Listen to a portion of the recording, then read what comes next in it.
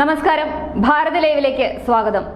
കോൺഗ്രസ് നേതാവ് രാഹുൽ ഗാന്ധിയെ മുഖ്യമന്ത്രി പിണറായി വിജയൻ കളിയാക്കി. കൊച്ചിയിൽ നടന്ന വാർത്താ സമ്മേളനത്തിനിടയിലാണ് പിണറായി വിജയൻ UDFനെയും രാഹുൽ ഗാന്ധിയെയും വിമർശിച്ചത്. ലീഗിന്റെ വോട്ട് വേണം, പക്ഷേ പതാക വേണ്ട എന്നാണ് പിണറായി വിജയൻ പറഞ്ഞത്. ഇപ്രകാരമായിരുന്നു മുഖ്യമന്ത്രിയുടെ വാക്കുകൾ. ഇന്നലെ കോൺഗ്രസിലെ പ്രമുഖ നേതാവ് വയനാട്ടിലെത്തി നാമനിർദ്ദേശ പത്രികയും നൽകി. എങ്കിലും സ്വന്തം പാർട്ടിയുടെ പതാക അവിടെ എങ്ങും കണ്ടില്ല.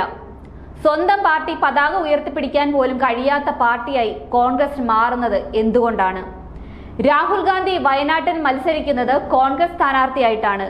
അദ്ദേഹം ആ പാർട്ടിയുടെ ദേശീയ നേതാവാണ്. നിരവധി കോൺഗ്രസ് നേതാക്കൾ ഇന്നലെ വയനാട്ടിൽ എത്തിയിട്ടും എന്തുകൊണ്ടാണ് കോൺഗ്രസ് പതാക അവർ ഉയർത്താതിരുന്നത്?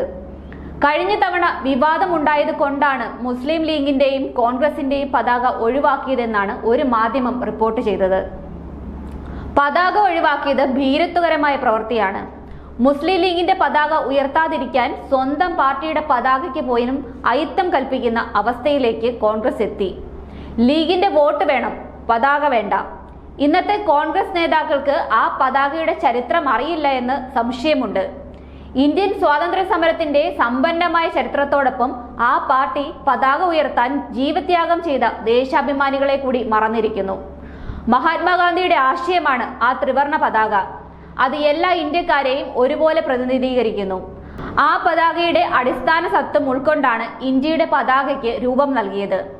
ഈ പതാക ഉയർത്തിപ്പിടിക്കാൻ സ്വാതന്ത്ര്യ സമരകാലത്ത് എത്ര കോൺഗ്രസുകാർ ബ്രിട്ടീഷുകാരുടെ മർദ്ദനം നേരിട്ടിട്ടുണ്ട്?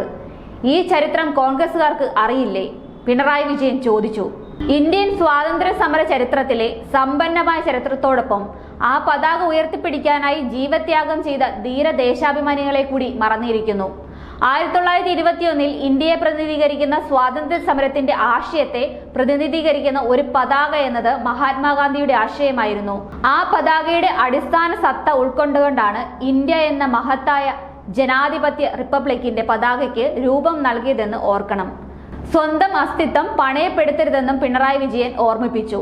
അതേസമയം സംസ്ഥാനത്ത് LDFന് അനുകൂല വികാരമാണ് ഉള്ളതെന്ന് മുഖ്യമന്ത്രി പിണറായി വിജയൻ പറയുകയുമുണ്ടായി.